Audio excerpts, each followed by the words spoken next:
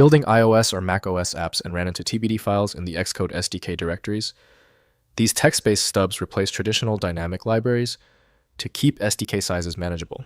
I'm Evan Brooks, Certified Support Engineer, and I'll explain what these Apple text-based stub library files do and how to work with them. I always keep a magic software utility on standby for the toughest TBD files. That's our guaranteed solution if the initial steps don't work. A TBD file is a text-based stub library used by Apple's Xcode development environment.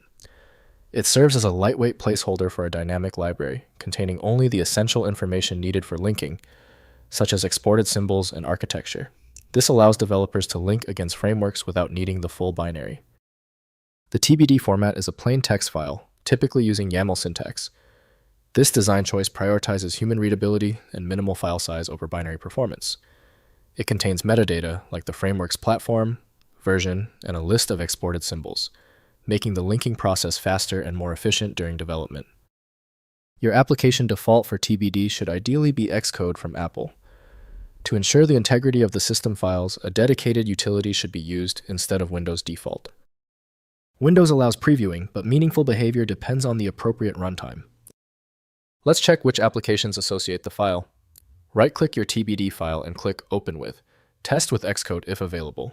If not, just choose another program from the installed list and see if it works. If the TBD file is still giving you trouble, relax. The nature of the TBD format makes basic errors common if one detail is missed. Let's verify these key points right now before proceeding to the fix. First, viewing in text editor. Open the TBD file in any text editor such as Visual Studio Code, BBEdit, or TextEdit to inspect its YAML structure. The file lists framework metadata, install paths, supported platforms, and exported symbols. This is useful for verifying SDK compatibility or troubleshooting linker errors when symbols appear missing during build. Next, working in Xcode. Within Xcode, TBD files are used automatically by the linker when building against Apple SDKs. Add a framework to your project through build phases, then link binary with libraries in Xcode, references the appropriate TBD stub during compilation.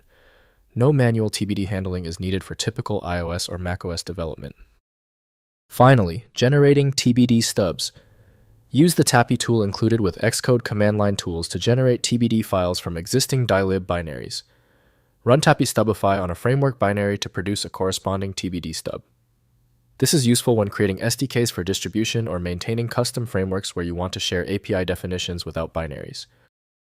If compatibility checks failed, it is likely because the file extension name is shared by different developers for unrelated formats, causing your PC to use the wrong reading language. To help resolve this, you might consider a tool with autonomous file reading capability that is designed to look past the extension name and inspect the internal data structure directly. When your file is still locked, it means the file's header or structure is truly obscure. Don't waste time. FileMagick is built for this. It opens hundreds of formats and can be found at filemagick.com. If this tutorial saved you time and frustration, please hit the like button and subscribe for more fixes.